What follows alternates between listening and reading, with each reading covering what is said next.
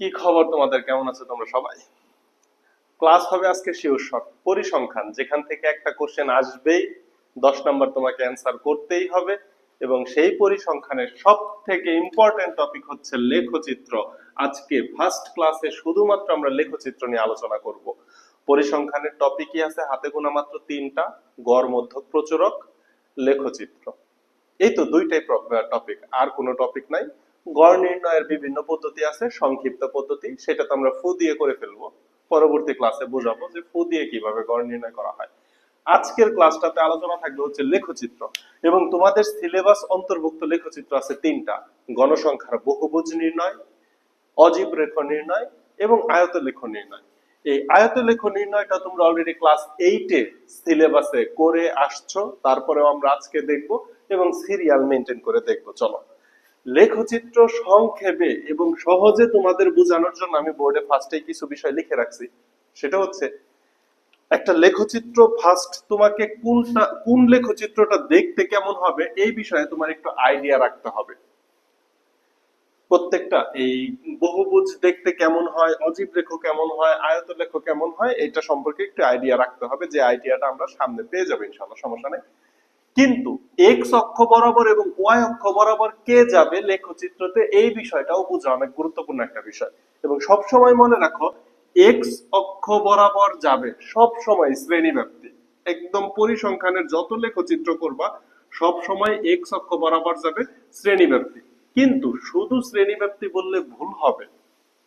শ্রেণীব্যাপ্তি আবার বিভিন্ন ভাবে যাবে। সেটা নিরবিচ্ছিন্ন শ্রেণীব্যাপ্তি হতে পারে, অথবা শ্রেণীব্যাপ্তির মধ্যমান যেটা সেটা হতে পারে। কিন্তু মেইন টপিক হচ্ছে এক্স অক্ষ বরাবর শ্রেণীব্যাপ্তি যাবে, ওয়াই অক্ষ বরাবর যাবে গণসংখ্যা।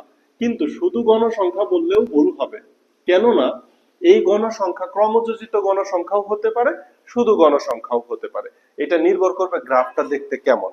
তো গ্রাফটা দেখতে কেমন সেটা আমরা পরে দেখতেছি। প্রত্যেকটা গ্রাফেরই আমরা একটু ছোট্ট একটা ধারণা নিব। তার আগে একটু চলো এইটা মুখস্থ করি। এই যে যে টপিক এখন যেটা লিখছি, যে এক্স অক্ষে কে যাবে, ওয়াই অক্ষে কে যাবে, এইটা বুঝতে পারা মানে 80% হয়ে যাওয়া। এটা সব থেকে ইম্পর্টেন্ট গ্রাফ লেখচিত্র অঙ্কন করার জন্য। সো একটু মনোযোগ দাও। বহুভুজ যে লেখচিত্রটা, এই বহুভুজের লেখচিত্র অঙ্কন করার জন্য এক্স অক্ষ বরাবর যাবে হচ্ছে শ্রেণী মধ্যমান। তার মানে আমি বলছি এক্স অক্ষ বরাবর শ্রেণী ব্যাপ্তি যাবে, কিন্তু এখানে শ্রেণী ব্যাপ্তির মধ্যমান যাবে। এক্স অক্ষ বরাবর শ্রেণী মধ্যমান। এই মধ্যমান কিভাবে নির্ণয় করতে হয় সেটা আমরা দেখব। আমরা একটা ছক নিব, সেইখান থেকে দেখব। এবং ওয়াই অক্ষ বরাবর যাবে হচ্ছে গণসংখ্যা। কথা শেষ। এক্স অক্ষ বরাবর যাবে শ্রেণী মধ্যমান, ওয়াই অক্ষ বরাবর যাবে গণসংখ্যা। এবং এই বহুভুজ অঙ্কনের লেখচিত্রটা হবে অনেকটা এইরকম। বহুভুজ কথাটা তো বুঝোই, অনেক ভুজ থাকবে, এই ধরনের একটা লেখচিত্র পাবো। সর্বশেষ পর্যন্ত দেখা যাওয়ার কথা না। তো বহুভুজের লেখচিত্রটা পাবো এই ধরনের, অনেকগুলো ভুজ থাকবে। আমি গ্রাফ দিচ্ছি, পরে দিচ্ছি।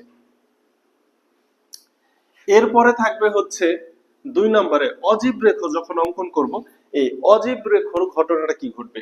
অজীব রেখাতে এক্স অক্ষ বরাবর কে যাবে, অজীব রেখাতে এক্স অক্ষ বরাবর যাবে অবিচ্ছিন্ন শ্রেণীব্যাপ্তিও বলতে পারো, অথবা নিরবিচ্ছিন্ন শ্রেণীব্যাপ্তিও বলতে পারো।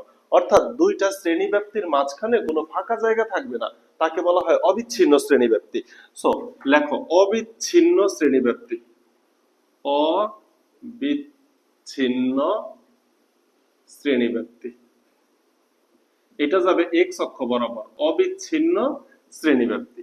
এবং ওয়াই অক্ষ বরাবর কি যাবে, গণসংখ্যা তো ডেফিনেটলি, কিন্তু গণসংখ্যার বিভিন্ন রূপে যায়। এখানে ওয়াই অক্ষ বরাবর যাবে ক্রমযোজিত গণসংখ্যা। ক্রমযোজিত গণসংখ্যা, ক্রমযোজিত গণসংখ্যা, এই বিষয়টা বুঝো। ক্রমযোজিত গণসংখ্যা কি, এই ক্রমযোজিত গণসংখ্যা আলাদা একটা সিনারি। এই ক্রমযোজিত গণসংখ্যা শুধুমাত্র এই টপিকটা ক নাম্বারের জন্য খুবই গুরুত্বপূর্ণ। ক নাম্বারে ক্রমযোজিত গণসংখ্যা সারণী তৈরি করতে বলে, এবং মধ্যক নির্ণয়ের জন্য ক্রমযোজিত গণসংখ্যাটা লাগে। খুবই সহজ, গণসংখ্যাকে কোনা কোনা যোগ করে দিবা, তাইলে ক্রমযোজিত গণসংখ্যা দেখাবো। আয়তলেখ, এই আয়তলেখর ক্ষেত্রে এই অজীব রেখার মতোই এক্স অক্ষ বরাবর যাবে অবিচ্ছিন্ন শ্রেণীব্যাপ্তি। অবিচ্ছিন্ন শ্রেণীব্যাপ্তি, এটা এক্স অক্ষ বরাবর যাবে। এটা কি আয়তলেখর ক্ষেত্রে অবিচ্ছিন্ন শ্রেণীব্যাপ্তি। তাহলে অজীব রেখার ক্ষেত্রেও এক্স অক্ষ বরাবর অবিচ্ছিন্ন শ্রেণীব্যাপ্তি, আয়তলেখর ক্ষেত্রেও এক্স অক্ষ বরাবর অবিচ্ছিন্ন শ্রেণীব্যাপ্তি যাবে। ওয়াই অক্ষ বরাবর কে যাবে? ওয়াই অক্ষ বরাবর এখানে শুধুমাত্র গণসংখ্যা যাবে। ওয়াই অক্ষ বরাবর কি যাবে? গণসংখ্যা। এই হচ্ছে তোমার মনে করো যে মুদ্রা কথা সারসংক্ষেপ। যদি আমরা লেখচিত্র চিন্তা করি তাহলে লেখচিত্র হবে তিনটা, একটা হচ্ছে বহুভুজ, অজীব রেখক, আয়তলেখ। বহুভুজের এক্স অক্ষ বরাবর যাবে শ্রেণী মধ্যমান এবং ওয়াই অক্ষ বরাবর যাবে গণসংখ্যা। অজীব রেখার ক্ষেত্রে অবিচ্ছিন্ন শ্রেণীব্যাপ্তি এবং ক্রমযোজিত গণসংখ্যা যাবে ওয়াই অক্ষতে, এবং আয়তলেখর ক্ষেত্রে হচ্ছে অবিচ্ছিন্ন শ্রেণীব্যাপ্তি যাবে এক্স অক্ষে এবং শুধুমাত্র গণসংখ্যা যাবে ওয়াই অক্ষে।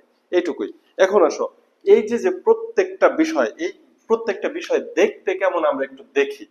তোমাকে যদি বলি বহুভুজের লেখচিত্র, তাহলে আমি ছোট্ট করে দেখাই। এই যে এই সিনারিওটা তোমার খাতার পাশে একটু তুলে রাখো। এই যে এই পর্যন্ত একটু হার্টবিট দিয়ে দিবা, তার মানে এই অংশ হচ্ছে ভাঙ্গা চিহ্ন। এই যে এইরকম মনে করো একটা বিন্দু, দুইটা বিন্দু, তিনটা বিন্দু, চারটা বিন্দু, এইরকম। সো তুমি কি করবা, এইখান থেকে এই একটা বাহু, এই একটা বাহু, এই একটা বাহু, এই একটা বাহু, এই একটা বাহু। দেখো এই যে কতগুলা বাহু হয়েছে, একটা, দুইটা, তিনটা, চারটা, পাঁচটা। এই জন্য এটাকে বলা হচ্ছে বহুভুজ। তো বহুভুজের লেখচিত্রটা মোটামুটি ম্যাক্সিমাম টাইম এই ধরনের একটা শেপ হয়। এবার আসো অজীব রেখ। অজীব রেখার লেখচিত্রটা শেপটা কেমন হয়? পাশে কতটুকু জায়গা পাবো? সামান্য। অজীব রেখার লেখচিত্রটা শেপটা কেমন হবে একটু খেয়াল করি, যদি একটু খেয়াল করো তাহলে এই হচ্ছে তোমার লেখচিত্র থাকবে, সামনে একটু ঢেউ ঢেউ থাকবে। অজীব রেখাটা হচ্ছে যে এইভাবে জাস্ট উপরে উঠে যাবে, এরকম বিন্দু, এরকম বিন্দু, এরকম বিন্দু। অজীব রেখা নিচের দিকে নামবেই না। কেন নিচে নামবে না? কারণ এটা ক্রমযোজিত গণসংখ্যা, গণসংখ্যা ক্রমে ক্রমে যোগ করছি, অর্থাৎ গণসংখ্যা শুধু আস্তে আস্তে বাড়তেই থাকবে। এই জন্য অজীব রেখাটা এই ধরনের হয়। আর এই যে গণসংখ্যা যেটা, এটা তো মনে করো যে একবার উপরে উঠতেছে একবার নিচে নামতেছে, গণসংখ্যা ছোট বড় হতে থাকে, মাঝখানে গণসংখ্যা সব থেকে বেশি থাকে, ফার্স্টে একটু কম থাকে, লাস্টেও কম থাকে। এই জন্য বহুভুজের লেখচিত্রতে এটা উপরে উঠতে থাকে আবার নিচে নামতে থাকে, কিন্তু অজীব রেখ পর্যায়ক্রমে শুধু উপরেই উঠবে। আবার আয়ত লেখর ক্ষেত্রে দেখো এক্স অক্ষে শুধু, ওয়াই অক্ষে শুধু গণসংখ্যা। তার মানে বুঝতে পারতেছো আয়ত লেখটাও হচ্ছে ছোট বড় হবে পর্যায়ক্রমে। সো আয়ত লেখের লেখচিত্রটা যদি চিন্তা করো, এই যে ফার্স্টে একটু ভাঙ্গা চিহ্ন দাও, এই পর্যন্ত দেওয়ার পরে এই যে ছোট ছোট ঘরগুলা নিলাম। আয়তলেখ মানে কি অনেকগুলা ছোট বড় আয়তক্ষেত্র তৈরি হয়। আয়তক্ষেত্র তো জানোই, যার বিপরীত বাহুগুলা সমান এবং সমান্তরাল কিন্তু কোনো বাহুই সমান না। এই যে অনেকটা শহীদ মিনারের মতো। এই যে এই ধরনের একটা ছোট্ট ভিউ তোমরা লিখে রাখো যে হ্যাঁ আয়তলেখগুলা দেখতে এমন হয়, আয়তলেখগুলা দেখতে এমন হয়। আরেকটা দিয়ে দেই, এই যে এটা অনেক বড়ও হতে পারে। এই রকম হবে আয়তলেখের লেখচিত্র। কথা কি বোঝানো গেল? এই ছোট্ট একটু কনসেপ্ট আগে তুমি নিয়ে নাও। তাহলে বহুভুজটা কেমন হবে? এইরকম অনেকগুলা ভুজ হবে, এই যে এরকম বাড়বে, এইরকম ভাবে যাবে, আবার এইখানে গেল, সাপোজ আবার নিচে নামলো, আবার দূরে গেল, এইভাবে অনেকগুলা ভুজ পাবো। সেটা হবে বহুভুজের লেখচিত্র। আর পর্যায়ক্রমে শুধুমাত্র উপরের দিকে যাবে, সেটা হবে অজীব রেখা। আর আয়ত লেখা এরকম ছোট ছোট অনেকগুলো আয়তক্ষেত্র হবে। দেখো এই যে এই হচ্ছে একটা আয়তক্ষেত্র, আবার এইখানে তার থেকে একটু বড় আয়তক্ষেত্র, আবার একটা ছোট আয়তক্ষেত্র, আবার অনেক বড় একটা আয়তক্ষেত্র, এইভাবে অনেকগুলা আয়তক্ষেত্র হবে। এটাকে বলা হয় আয়তলেখ। আর তোমরা যারা ক্রিকেট খেলা পছন্দ করো তারা এই সবগুলা লেখচিত্রের সাথেই পরিচিত, সবগুলাই তোমরা দেখো। কথা কি বোঝানো গেল? সো এখন আসো এই এক্স অক্ষ ওয়াই অক্ষতে কে কিভাবে গেছে এটা আমরা একটু বুঝে ফেললাম, এবং র্যান্ডমলি চিত্রগুলা দেখতে সাধারণত কেমন হবে এই জিনিসটা একটু তোমার মাথায় রেখে ফেলো। তারপরে আমরা একটা প্রবলেম সলভ করব। সো আমি সব মুছে দিব। ফার্স্টে আমি বহুভুজ অঙ্কন করব। সো একটা ছক আমরা নেই, ছক আমাদের পছন্দ মতো নেই। তোমাদের বইয়ের উদাহরণ থেকেও নেওয়া যায় অথবা আমাদের পছন্দ মতো নেওয়া যায়। আমি তোমাদের বইয়ের উদাহরণ থেকে একটা ছক নিচ্ছি। সো ছকের মধ্যে কোশ্চেনটা কিভাবে থাকবে, আমি এক ছক থেকে সবগুলো দেখাই ফেলবো। এইভাবে মনে করো যে একটা ছক আছে, যেই ছকটার মধ্যে তোমার শ্রেণী ব্যাপ্তি দেওয়া থাকবে এবং গণসংখ্যা দেওয়া থাকবে। একটু ছোট করে নেই কারণ আর অনেক কিছু লিখতে হবে। সো শ্রেণী ব্যাপ্তিটা মনে করো 31 থেকে 40 এইভাবে দেওয়া আছে। 31 থেকে 40 41 থেকে দেওয়া আছে হচ্ছে 50, এই একটা শ্রেণী ব্যক্তি। 51 থেকে দেওয়া আছে হচ্ছে 60, এরপরে মনে করো 61 থেকে দেওয়া আছে হচ্ছে 70, এরপরে 71 থেকে দেওয়া আছে মনে করো 80, 81 থেকে দেওয়া আছে মনে করো 90, এইভাবে কত পর্যন্ত গেছে? 100 পর্যন্ত গেছে। সো আরেকটা ঘর আমরা একটু নিয়ে নিই। সর্বশেষ 91 থেকে দেওয়া আছে হচ্ছে 100। তাহলে 1 2 3 4 5 6 7টা ঘর দেয়া আছে, এবং এই বরাবর গণসংখ্যা, এটা তোমার বইয়ের উদাহরণ 13 নাম্বারটা। এই একটা উদাহরণ চুজ করলাম আমরা, এই একটা উদাহরণ থেকে আমরা সবগুলো অ্যান্সার করে ফেলবো। ঠিক আছে, উদাহরণ 13। তাহলে গণসংখ্যাগুলো লিখে ফেলো। 4 6 8, এইখানে গণসংখ্যা হচ্ছে 4, এখানে হচ্ছে 6, এখানে হচ্ছে 8, এরপরে আছে 12 9 7, এখানে হচ্ছে 12, এখানে 9, এখানে হচ্ছে 7, 12 9 7 এবং সর্বশেষ হচ্ছে 4। এই একটা তথ্য এবং উপাত্ত দেয়া আছে। তাহলে প্রথম উপাত্তটা হচ্ছে শ্রেণী ব্যাপ্তি, পরেরটা হচ্ছে গণসংখ্যা। এইখান থেকে আমরা বহুভুজ অঙ্কন করব এবং অজীব রেখা অঙ্কন করব এবং আয়তলেখ অঙ্কন করব। সো প্রথম আমার দায়িত্ব হচ্ছে বহুভুজ অঙ্কন করা। প্রথম আমার দায়িত্ব কি? বহুভুজ অঙ্কন করা। বহুভুজ।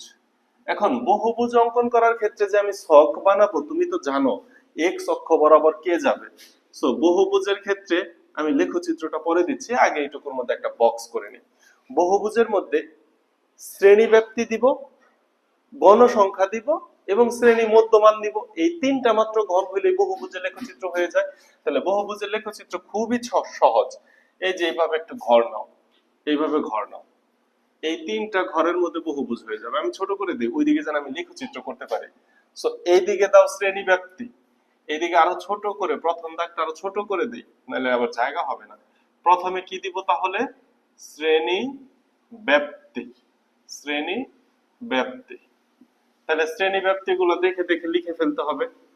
শ্রেণী ব্যাপ্তি কত কত আছে দেখো তো, শ্রেণী ব্যাপ্তি গুলা লিখে। 31 থেকে আছে হচ্ছে 40, এইটা একটা শ্রেণী ব্যাপ্তি। 41 থেকে আছে হচ্ছে তোমার কত? 50, এইটা একটা শ্রেণী ব্যাপ্তি। এরপরে দেখো 51 থেকে আছে হচ্ছে তোমার 60, তাহলে এইটাও একটা শ্রেণী ব্যাপ্তি।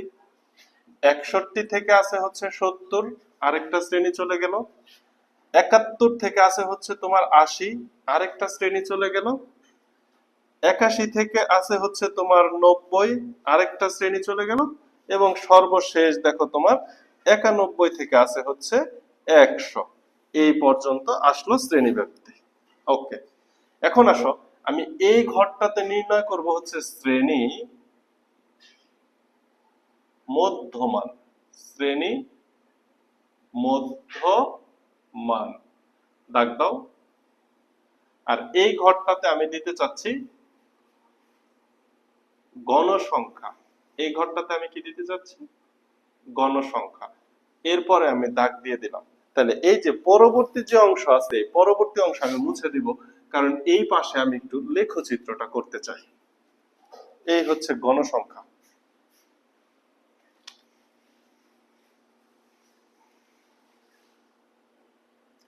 এখন ক্যালকুলেশনের মধ্যে তোমার শুধুমাত্র একটা ক্যালকুলেশনই আছে, সেটা হচ্ছে এই শ্রেণী মধ্যমান নির্ণয়। কারণ কারণ গণসংখ্যা তো তুমি দেখে দেখে লিখে ফেলবা যে গণসংখ্যা কি কি আছে। এইখানে গণসংখ্যা হচ্ছে 4 6 8 12 9 7 4, এই তো গণসংখ্যা লেখা শেষ। এখন শ্রেণী মধ্যমান কিভাবে বের করব? 31 এবং 40 এর মধ্যমান, 31 এবং 40 দুইটা সংখ্যার মধ্যমান হয় তার গড়। তাহলে তুমি মধ্যমান কিভাবে বের করবা? 31 এবং 40 কে যোগ করবা, যোগ করে 2 দ্বারা ভাগ করে দিবা, যেটা পাবা সেটাই হচ্ছে তাদের মধ্যমান। তাহলে 31 যোগ হচ্ছে 40, 31 এবং 40 যোগ করলা, ভাগ করবা হচ্ছে 2 দ্বারা, 35.5 হচ্ছে তোমার মধ্যমান। ভাগফল কত হলো? 35.5। ওকে, এখন তুমি এখানে লিখবা যে 35.5। এখন বাকি সবগুলা তো তোমার ভাগ করে দেখার দরকার নাই, যেহেতু শ্রেণী ব্যাপ্তি সেম, শ্রেণী ব্যাপ্তি কত 31 থেকে 40, শ্রেণী ব্যাপ্তি কিন্তু এখানে 10 বুঝো, কারণ 31 নিজেকেও ধরতে হবে। 31 থেকে 40 শ্রেণী ব্যাপ্তি, শ্রেণী ব্যাপ্তি হচ্ছে কি শ্রেণী নিম্ন সীমা, শ্রেণী ঊর্ধ্ব সীমা বিয়োগ শ্রেণী নিম্ন সীমা যোগ 1, এইভাবে পরিসর হিসাব করে না, তাহলে এখানে শ্রেণী ব্যাপ্তি হচ্ছে 10। এবার আসো, তাহলে এইখানে 35.5, 31 এর থেকে 35.5 কত বাড়ছে? 32, 33, 34, 35 মানে 4.5 বাড়ছে। তো সবগুলার ক্ষেত্রে এইভাবে তুমি যোগ করে দিলেই হবে। এবার দেখো, এটা 31 থেকে যদি 35.5 হয়, এটা 41 থেকে কি হবে? 45.5 হবে। এইটা হবে 55.5, এরপরে হবে তোমার 65.5, এরপরে হবে তোমার 75.5, এরপরে হবে তোমার 85.5, এরপরে হবে 95.5। এই হচ্ছে শ্রেণীর একটা মাত্র বের করবা শ্রেণী মধ্যমান, বাকিগুলো অটোমেটিক ভাবে পেয়ে যাবা শ্রেণী মধ্যমান থেকে। এখন আসো এইবার এটা লেখচিত্র অঙ্কন করব। এইবার এটা লেখচিত্র। সো লেখচিত্র গ্রাফ পেপারে সব থেকে সুন্দর বোঝানো যায়, তারপরে আমি চেষ্টা করি ফ্রি হ্যান্ড যতটুকু করা যায়। এই মনে করো অক্ষরেখা, এই হচ্ছে এক্স এবং এই হচ্ছে ওয়াই অক্ষ। দেখা যাচ্ছে কি এক্স পর্যন্ত? না, এক্স পর্যন্ত দেখা যাচ্ছে না। হ্যাঁ, এখন দেখা যাচ্ছে। এই মনে করো যে এই পর্যন্ত হচ্ছে এক্স অক্ষ, আর এটা হচ্ছে মূল বিন্দু। ওকে, তাহলে এক্স অক্ষ বরাবর প্রথম যে ঘরটা, এই ঘরটাকে তোমার হয় ভাঙ্গা চিহ্ন দিতে হবে অথবা ছেদ চিহ্ন দিতে হবে, এবং এটা বর্ণনায় বলতে হবে যে কেন তুমি দিছো। কারণ কি, তোমার ক্যালকুলেশন শুরু হয়েছে 31 থেকে, ক্যালকুলেশন শুরু হয়েছে 31 থেকে, তাই না? শ্রেণী ব্যাপ্তিটা শুরু হয়েছে 31 থেকে। সো এক্স অক্ষ বরাবর তো শ্রেণী মধ্যমান নিবা। এই যে একটা ঘর, দুইটা ঘর, তিনটা ঘর, চারটা ঘর, পাঁচটা ঘর, ছয়টা ঘর, সাতটা ঘর আমি নিলাম। এখানে 35.5 হচ্ছে আমার প্রথম শ্রেণীর মধ্যমান। আমাকে একটু কাজ করতে হবে, প্রথম শ্রেণীর আগের শ্রেণীর মধ্যমানটা নিতে হবে। এই যে এই মানটা, এটাকে আমার নিতে হবে 25.5, এরপরে এটা হবে 35.5, 45.5। তোমরা কিভাবে লিখবা? দেখো, এইভাবে যদি লেখো লেখাটা হেবিজিবি হয়ে যায়, তাহলে এটা লেখার সব থেকে উত্তম পদ্ধতি হচ্ছে এই যে এইভাবে লেখা 35.5, এটা হচ্ছে 45.5, এটাকে দিবা হচ্ছে 55.5, 65.5, 75.5, 85.5 এবং 95.5। লাস্টে হচ্ছে এর পরবর্তীটা, তাহলে কত হবে? 85 থেকে 95, তাহলে 105.5। এই যে এইভাবে লেখচিত্রটা একটু বাঁকা করে লিখে দিবা, তাইলে দেখবা যে তোমার যে গ্রাফ পেপার সেখানেও দেখতে সুন্দর লাগবে। এবং এখানে সর্বোচ্চ শ্রেণীব্যাপ্তি 12, সো এটাকে ধরে নাও হচ্ছে 5, এটাকে ধরে নাও হচ্ছে 10, বা 5 আরেকটু উপরে ধরে নিলাম, আরেকটু উপরে 5 ধরে নিই, তা না হলে বেশি ছোট হয়ে যাবে। এই বরাবর ধরে নিলাম, এই বরাবর ধরে নিলাম, তাইলে এইটা হচ্ছে তোমার 5, এটা হচ্ছে তোমার 10। একটু অ্যারো চিহ্ন দিয়ে লিখতে হবে যে ওয়াই অক্ষ বরাবর, যেমন এই পর্যন্ত কি নিছি, এই পর্যন্ত শ্রেণী মধ্যমান, শ্রেণী মধ্যমান। এইদিকে একটু অ্যারো চিহ্ন দিয়ে লিখতে হবে গণসংখ্যা। আমার জায়গা নাই যদিও, তারপর আমি একটু চেষ্টা করি। হ্যাঁ, এইদিকে একটু অ্যারো চিহ্ন দিয়ে লিখবা গণ সংখ্যা, এই কথাটা একটু লিখবা। দেখো, লেখচিত্র কিন্তু অলরেডি আমরা গুছায় ফেলছি। এইবার তুমি বিন্দু বসাবা। তুমি যখন গ্রাফ পেপারে বিন্দু বসাবা, তখন তোমার বিন্দু বসানোটা ডেফিনেটলি আমার বিন্দু বসানোর থেকে অনেক বেশি সুন্দর হবে আশা করি। এখন আসো, প্রথম এই যে যে 4, এই 4 আছে 35.5 বরাবর, তাহলে এই যে 35.5 বরাবর এই ঘরটা হচ্ছে তোমার মনে করো যে 4। এরপরে আছে 6, এটা হচ্ছে 45.5 বরাবর, সো 45.5 বরাবর 6 এর ঘরটা হচ্ছে এই যে এই ঘরটা হচ্ছে 6, এরপর আছে 8, এটা আছে 55.5 বরাবর। তো 8 এর ঘরটা মোটামুটি এইখানে থাকবে 8। এরপরে দেখা আছে 12, 12 আছে কত 65.5 বরাবর। সো এই যে 65.5 বরাবর উপরের দিকে গেলে এই যে এখানে সর্বোচ্চ মানটা পাবো 12, এই 12 কোথায় পাচ্ছি 65.5 বরাবর। এরপরে দেখো আচ্ছা 9, 9 হচ্ছে 75.5 বরাবর। তাহলে এই যে 75.5 বরাবর এইখানে এসে পাবো হচ্ছে 9। এরপরে আছে 7, 7 হচ্ছে 85.5 বরাবর। এই যে এই দিকে পাবো হচ্ছে 7, 85.5 বরাবর যদি যাই। এরপরে সর্বশেষ আসে হচ্ছে 4, 95.5 বরাবর। সো এই যে 95.5 বরাবর এখানে পাচ্ছি হচ্ছে 4। এবার যে রেখাটা পাইলাম এই বিন্দুগুলোকে একটু ফ্রি হ্যান্ড যোগ করতে হবে। তুমি স্কেল ফেলেও করতে পারো, এই একটা, এই একটা, এই একটা, এরপর এরপর এরপর এই যে যে যোগ করে দিলাম। এখন তো একটু সমস্যা, এটা দেখতে অনেকটা ক্যাপের মতো দেখা যাইতেছে। ওরে ভূমির সাথে এক্স অক্ষের সাথে তো মিলাইতে পারি নাই। এর জন্য কি করছি দেখো, আমার যদিও শুরু হয়েছে 35.5 থেকে, কিন্তু আমি শ্রেণী মধ্যমানের আগের ঘর 25.5 নিছি এবং এখানে শ্রেণী মধ্যমানের পরের ঘর 95.5 এর পরের ঘর 105.5 পর্যন্ত আমি হচ্ছে নিছি।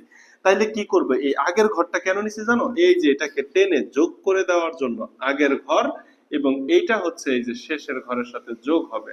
এখন দেখো অ্যাকুরেট একটা বহুভুজের চিত্র তুমি পেয়ে গেছো। কথা কি বোঝানো গেল?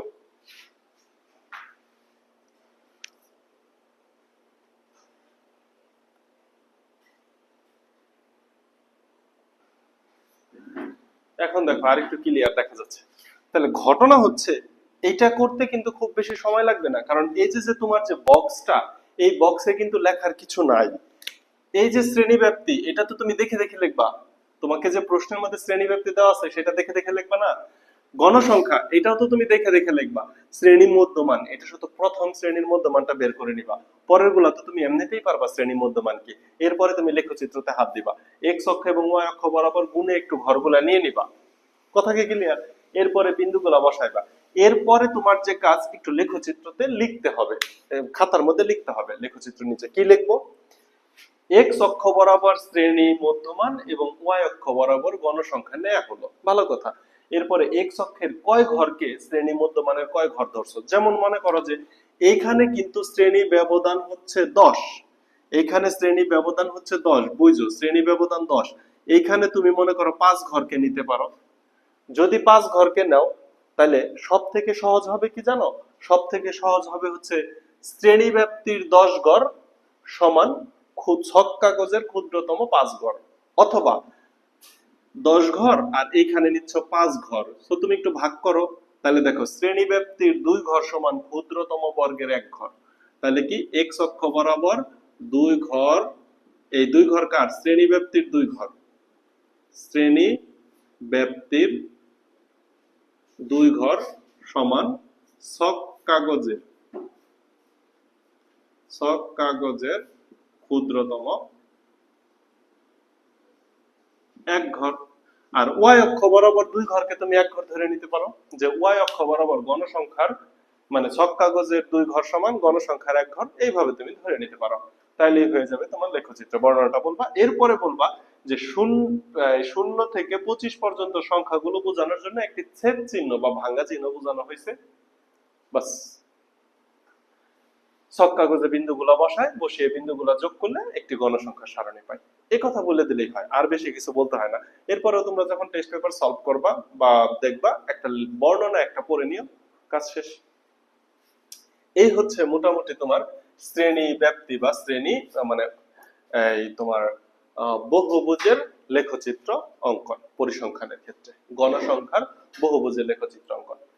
এখন এই সেম কাজটা দিয়েই আমি একটু অজীব রেখাটা দেখায় আসি, যে অজীব রেখা কিভাবে সাপের মতো শুধু উপরের দিকে ওঠে। ঠিক আছে, চলো অজীব রেখাটা দেখি।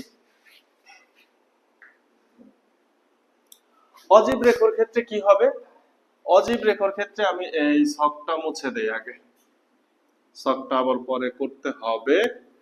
অজীব রেখার ক্ষেত্রে শ্রেণী ব্যাপ্তি পর্যন্ত ঠিক থাকবে, শ্রেণী ব্যাপ্তি পর্যন্ত ঠিক থাকবে, কারণ তুমি জানো অজীব রেখাতে এক্স অক্ষ বরাবর যাবে নিরবিচ্ছিন্ন শ্রেণী ব্যাপ্তি। এক্স অক্ষ বরাবর কে যাবে? নিরবিচ্ছিন্ন শ্রেণী ব্যাপ্তি বা অবিচ্ছিন্ন শ্রেণী ব্যাপ্তি। তাহলে এইখানে তুমি একটু লেখো অবিচ্ছিন্ন, অবিচ্ছিন্ন শ্রেণী ব্যাপ্তি, অবিচ্ছিন্ন শ্রেণী ব্যাপ্তি। এই ঘরগুলো তোমরা একটু বড় করে নিয়ে লিখো। এরপরে এখানে গণসংখ্যা আসবে, কোনো সমস্যা নাই, গণসংখ্যা এখানেই আসবে। আর এইখান থেকে তুমি একটা জিনিস দেখবা, সেটা হচ্ছে ক্রমযোজিত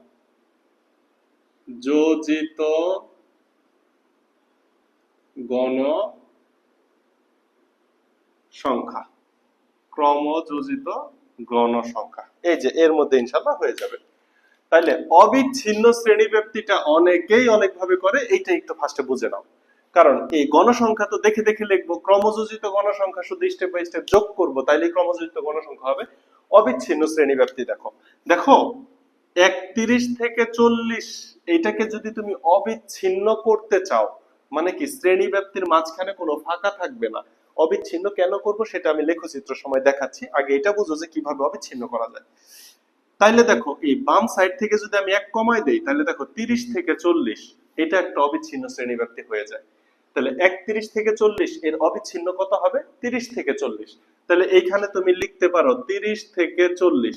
তাহলে শুধুমাত্র নিচের যে লিমিট, একটা শ্রেণী ব্যাপ্তির নিম্ন সীমা ঊর্ধ্ব সীমা, এইখানে 31 হচ্ছে নিম্ন সীমা, 40 হচ্ছে ঊর্ধ্ব সীমা। দেখো নিম্ন সীমা থেকে আমি 1 বিয়োগ করছি, এখানেও নিম্ন সীমা থেকে তুমি 1 বিয়োগ করবা। 40 থেকে 50, এখানে হচ্ছে 50 থেকে 60। কথা কি বোঝানো গেল? এখানে হচ্ছে 60 থেকে 70, ভালো। এখানে হচ্ছে 70 থেকে 80, তারপরে হচ্ছে 80 থেকে 90, এরপরে হচ্ছে 90 থেকে 100। এই হচ্ছে অবিচ্ছিন্ন শ্রেণীব্যাপ্তি। কিন্তু এটাকে আরো অনেক ভাবে করা যায়। কিভাবে? তুমি যদি এইভাবে, এটার কোনো সূত্র দিতে হবে না যেটা কিভাবে আসলো, কিভাবে আমি অবিচ্ছিন্ন করলাম। একটা সূত্র আছে যেটা তোমাদের বইয়ে দেওয়া নাই, সেটা হচ্ছে কি, এই যে নিম্ন সীমা থেকে 0.5 যোগ ঊর্ধ্ব সীমা থেকে 0.5, সরি, নিম্ন সীমা থেকে 0.5 বিয়োগ, তাহলে 31 থেকে 0.5 বিয়োগ করলে 30.5 এবং 40 এর সাথে 0.5 যোগ করলে 40.5। এইভাবেও অবিচ্ছিন্ন শ্রেণীব্যাপ্তি করা যায়। তাহলে এটা হচ্ছে প্রথমটা 30.5 থেকে 40.5। দ্বিতীয়টাতে দেখো 41, 41 থেকে যদি 0.5 বিয়োগ করো তাহলে কত হয়? 40.5। এবং দেখো 50, 50 এর সাথে 0.5 যোগ করলে 50.5। তারপরে 51, 51 থেকে 0.5 যোগ বিয়োগ করলে 50.5, এইখানে হবে হচ্ছে 60.5। এইভাবেও অনেকেই অবিচ্ছিন্ন শ্রেণীব্যাপ্তি করে, 0.5 বিয়োগ 0.5 যোগ। কিন্তু তুমি যদি একদম এই যেখানে যেমন রাউন্ড ফিগার আছে 31 থেকে 40, বাস তুমি 31 থেকে 40 করে দাও, কোনো সমস্যা নাই। আবার যদি কখনো এরকম থাকে, মনে করো যে এই 25 থেকে 35, 25 থেকে তো থাকবে না, 26 থেকে 35, অথবা ধরো 26 থেকে 30 থাকতে পারে, 26 থেকে 30, 31 থেকে 35। এখন এইটাকে অবিচ্ছিন্ন শ্রেণীব্যাপ্তি করতে বলছে, তাহলে কি করব? আমি লিখে দেব 25 থেকে 30, 25 থেকে 30, আর এটা লিখে দেব 30 থেকে 35। এই হয়ে যাবে অবিচ্ছিন্ন শ্রেণীব্যাপ্তি। মানে আশেপাশে যে রাউন্ড ফিগার আছে সেটা তুমি নিয়ে নাও, কাজ শেষ, অবিচ্ছিন্ন শ্রেণীব্যাপ্তি। আর খুব যদি উইয়ার্ড কিছু থাকে, যেমন মনে করো এরকম আছে, মনে করো যে 43, 43 থেকে আছে মনে করো যে হচ্ছে 47, 43 থেকে আছে খুব সম্ভবত 47, এই ধরনের আছে, তখন কি করবা? দুইটার একটাও তো পূর্ণ সংখ্যা না। পূর্ণ সংখ্যা বলতে কি, মানে রাউন্ড ফিগার না, আমরা যেমন 40, 45, 50 এগুলোকে রাউন্ড ফিগার চিন্তা করি, ওইরকম না। তখন তুমি 0.5 বিয়োগ করো, 0.5 যোগ করো, সমস্যা নেই, একই। তো এই হচ্ছে অবিচ্ছিন্ন শ্রেণীব্যাপ্তির ঘটনাটা। সো অবিচ্ছিন্ন শ্রেণীব্যাপ্তি হয়ে গেলে দেখে দেখে শুধু গণসংখ্যাটা দেখবা। গণসংখ্যা কত আছে? 4, 6, 8, 12, 9, 7, 4। এবার আসো ক্রমযোজিত গণসংখ্যা কিভাবে করব। ক্রমযোজিত গণসংখ্যা, এইখানে 4 আছে না, এই 4টা ফার্স্টে এখানে লেখো। এরপরে এই 4 আর এই 6 গুণ করো, 4 আর 6 গুণ করলে, সরি 4 আর 6 যোগ করবা, ক্রমযোজিত, যোজিত মানে যোগ, 4 আর 6 যোগ করলে হবে 10। এরপরে 10 আর এই 8 যোগ করবা, যোগ করলে কত হবে 18। 18 আর 12 যোগ করবা, 18 আর 12 যোগ করলে হয় 30। 30 আর 9 যোগ করলে হয় 39। 39 আর 7 যোগ করলে কত হয়, 39 আর 7 যোগ করলে হয় 46, 46। 46 আর 4 যোগ করলে হয় হচ্ছে 50। তার মানে আমার যে গণসংখ্যা দেওয়া আছে এখানে টোটাল 50টা গণসংখ্যা আছে, বা 50 জন সদস্যকে নিয়ে কাজ করা হয়েছে। কথা কি বোঝানো গেল? এই যে যে আমি অ্যারো চিহ্ন দিছি, তোমরা কিন্তু এই অ্যারো চিহ্ন দিতে পারবা না। এটাই হচ্ছে ক্রমযোজিত গণসংখ্যা। মধ্যক নির্ণয়ের ক্ষেত্রেও লাগবে, অথবা শুধুমাত্র ক নাম্বারেও লাগবে। সেই ক্ষেত্রে আমরা কি করব, ফার্স্টে শ্রেণী ব্যাপ্তি করব, এই অবিচ্ছিন্ন শ্রেণী ব্যাপ্তিটা করব না, গণসংখ্যা করব, ক্রমযোজিত গণসংখ্যা। তার মানে এই যে নীল কালির যে বক্স, এই বক্সটা যদি বাদ দাও তাহলেই তুমি পেয়ে যাও ক্রমযোজিত গণসংখ্যার বক্স। আমি কি বুঝাইতে পারছি? এবার আসলে লেখচিত্র দেখা যাক, নিচ পর্যন্ত দেখা যায়, যতটুকু দেখা যায়, আর লাগবে না। এবার এখানে লেখচিত্র করাটা তো খুব ঝামেলা, অ্যাকচুয়ালি হোয়াইট বোর্ডে লেখচিত্র করা খুব ঝামেলা। অবিচ্ছিন্ন শ্রেণীব্যাপ্তি নেওয়ার কারণ হচ্ছে কি, মনে করো যে তোমার এইটা হচ্ছে 0, এখানে ছেদ চিহ্ন দিলা, ছেদ চিহ্ন দেওয়ার পরে এই যে এই ঘরটা হচ্ছে সাপোজ তোমার 31, সাপোজ 31, এই ঘরটা হচ্ছে তোমার 40, এই ঘরটা হচ্ছে 45। ভালো কথা দেখা যায় নিচে? না, দেখা যায় না, এটাই সমস্যা, একটু সমস্যা। ওকে, মনে করো এটা ছেদ চিহ্ন দিছো, এই ঘরটা হচ্ছে তোমার 31, এই ঘরটা হচ্ছে তোমার 40, এই ঘরটা হচ্ছে তোমার 50।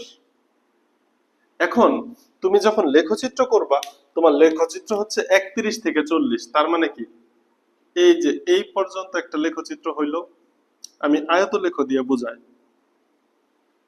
এরপরের ঘরটা কিন্তু 41 থেকে 50, এইখানে আছে 40, এখানে যদি 40 হয়, এটা হচ্ছে 41, তাহলে দেখো এটা হচ্ছে 41 থেকে 50। এরপরের যে ঘরটা, এই ঘরটা হবে 51 থেকে মনে করো যে 60, তখন এই ঘরটা এমন হবে।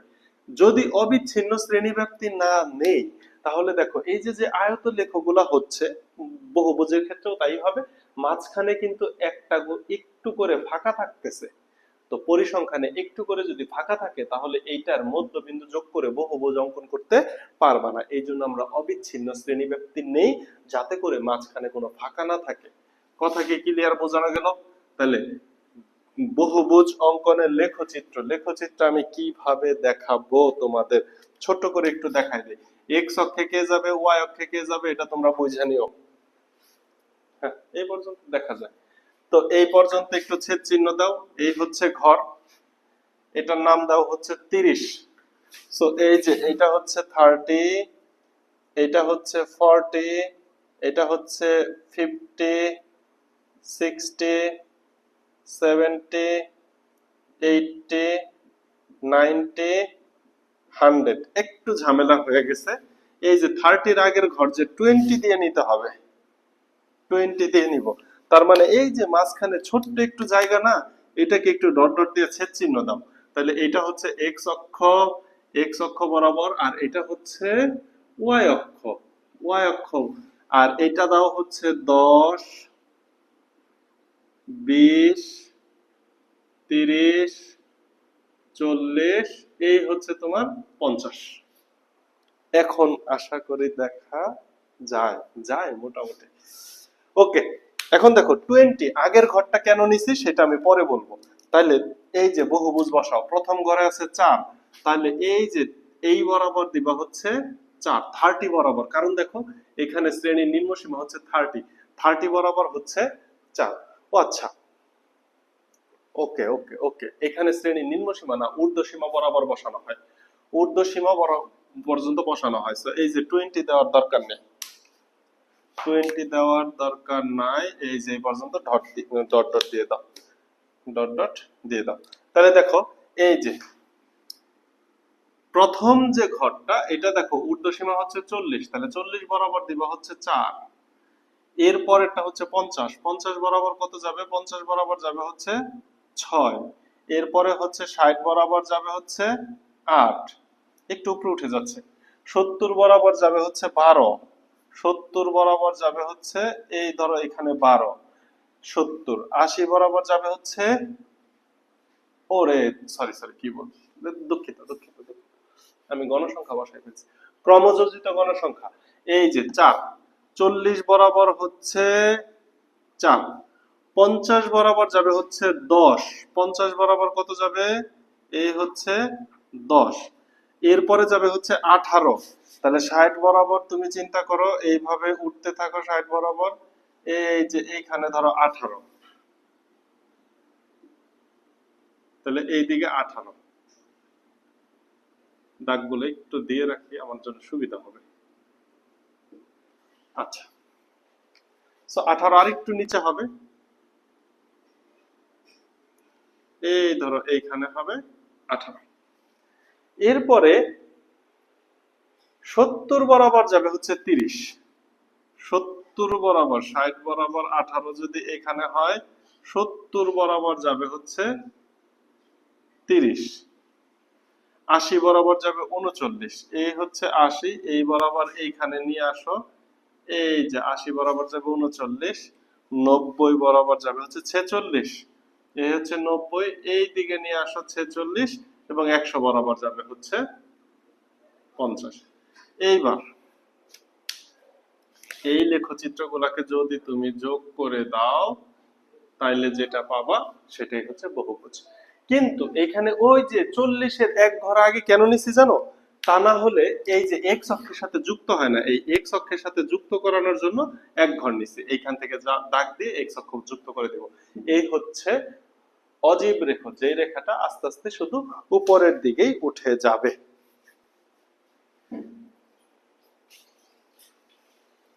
সো অজীব রেখার ক্ষেত্রে তুমি শ্রেণী, এখানে তোমার যে সারণীটা তৈরি করবা, এই সারণীর মধ্যে ঘর করতে হবে 4টা। একটা হচ্ছে কি শ্রেণী ব্যাপ্তি, অবিচ্ছিন্ন শ্রেণী ব্যাপ্তি, গণসংখ্যা, ক্রমযোজিত গণসংখ্যা। এরপরেই তোমার হয়ে যাবে অজীব রেখা। আশা করি বুঝাইতে পারছি। এখন লিখবা কিভাবে? এক্স অক্ষ বরাবর হচ্ছে অবিচ্ছিন্ন শ্রেণী ব্যাপ্তি, ওয়াই অক্ষ বরাবর গণসংখ্যা। এরপরে লিখবা যে তোমার এক্স অক্ষ বরাবর কয় ঘরকে ক্ষুদ্রতম কয় একক ধরে নিছো, এবং ওয়াই অক্ষ বরাবর কয় একক ধরে নিছো। এরপরে 0 থেকে 30 পর্যন্ত এই যে ভাঙ্গা চিহ্ন দিয়ে আগের ঘরগুলো বিদ্যমান বোঝানো হলো। এই কথাটা যদি লিখে দাও, তাইলে মোটামুটি মনে করো যে তোমার অজীব রেখার লেখচিত্র হয়ে যাবে। এবার সর্বশেষ আয়ত লেখো। আয়ত লেখো অঙ্কন করার জন্য তুমি ধরে নাও যে আমার সারণী করাই আছে, কারণ শুধুমাত্র এই শেষের অংশটুকু যদি মুছে দেই, তাইলে যেই সারণীটা হয় এই সারণীটাই হচ্ছে আয়তলেখ। শেষের অংশ মুছে দিলে যে সারণীটুকু পাবো, এই সারণীটাই হচ্ছে আয়তলেখ। এই যে এইটাই হচ্ছে আয়তলেখ। কথা কি বোঝানো গেল? এখন আসো, আয়তলেখের লেখচিত্র অঙ্কন করার জন্য অবিচ্ছিন্ন শ্রেণীব্যাপ্তি তোমার নিতে হবে। সো অবিচ্ছিন্ন শ্রেণীব্যাপ্তি নিলে এই হচ্ছে 0, তুমি হচ্ছে এই বরাবর একটু ভাঙ্গা চিহ্ন দাও, দেওয়ার পরে এই যে 30 থেকে 40, সো এই যে এটা লিখে দাও হচ্ছে 30, 40, 50, 60, 70, 80, 90, 100। একটু কষ্ট করে লেখো, 30, 40, 50, 60, 70, 80, 90, 100। এখানে একটা ঘরও কম বেশি নেওয়ার দরকার নাই। এরপরে দেখো শুধু বসাও, এটা হচ্ছে 4, সো এই যে 5, 10, এটা হচ্ছে 5, এটাকে নাও হচ্ছে 10, তাহলে 4। তাহলে এই যে 4 ঘর পর্যন্ত প্রথম আয়তটা হবে 4। এরপরে দেখো কত বলছে 6, সো এই দাগটা যাবে হচ্ছে 6 পর্যন্ত। এটা যদি 5 হয়, একটু ফ্রি হ্যান্ড করতেছি তো, এগুলো অ্যাকচুয়ালি গ্রাফ ছাড়া ভালো হয় না। আমি চেষ্টা করতেছি জাস্ট বক্সটা তোমাদের বোঝায় একটা ধারণা দেওয়ার, গ্রাফ তোমরা করে নিবা। এরপরে দেখো 50 থেকে 60 এর মাঝখানে কত আছে? 8, তাহলে এই যে আর একটু উপরের দিকে উঠলে 50 থেকে 60 এর মাঝখানে হয়ে যায় 8। এরপরে দেখো 60 থেকে 70 এর মাঝখানে আছে 12, সুতরাং এটা আরো উপরে উঠবে। এই যে এইরকম ভাবে 60 থেকে 70 এর মাঝখানে 12, এরপরে 70 থেকে 80 এর মাঝখানে 9, এই হচ্ছে 10, তাহলে এটা হচ্ছে 9 70 থেকে 80 এর মাঝখানে। এরপরে 80 থেকে 90 এর মাঝখানে আছে 7, এই বরাবর 80 থেকে 90 এর মাঝখানে 7, এরপরে দেখো 90 থেকে 100 এর মাঝখানে হচ্ছে 4। এই লেখচিত্র শেষ। এরপরে তুমি কি করবা, একটু এইভাবে ক্রস ক্রস দাগ দিয়ে দিও, তাহলে দেখো ছোট ছোট কতগুলো আয়তক্ষেত্র তৈরি হয়েছে, এইগুলাই হচ্ছে আয়তলেখ। এইভাবে দেখছো ছোট ছোট আয়তক্ষেত্র তৈরি হয়েছে না, এই প্রত্যেকটাই হচ্ছে একটা করে আয়তলেখ।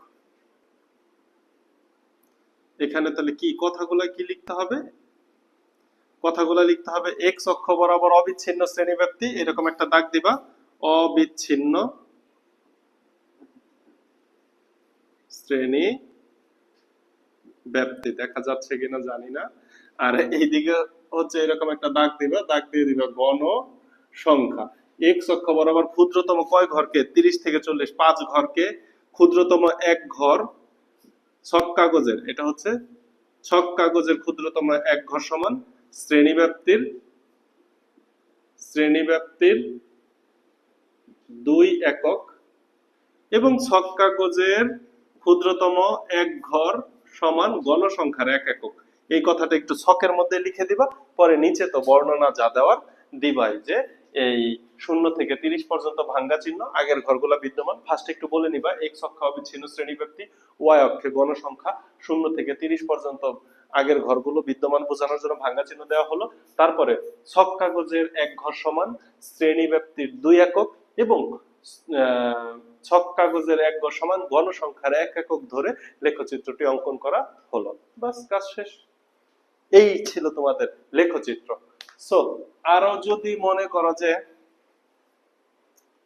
উদাহরণ দিয়ে বোঝানো যেত, আমার কাছেও ভালো লাগতো, কিন্তু সমস্যা হচ্ছে কি হোয়াইট বোর্ডে ফ্রি হ্যান্ড ছক বোঝানো খুব টাফ। আমি এই সারণী তোমাদের অনেকগুলা দেখাইতে পারবো, খুবই ভালো লাগবে, কিন্তু ছক আঁকা তোমরা নিজেরাই বুঝতেছো একটু টাফ। সো তারপরে আমি চেষ্টা করলাম একটু ধারণা দেওয়ার।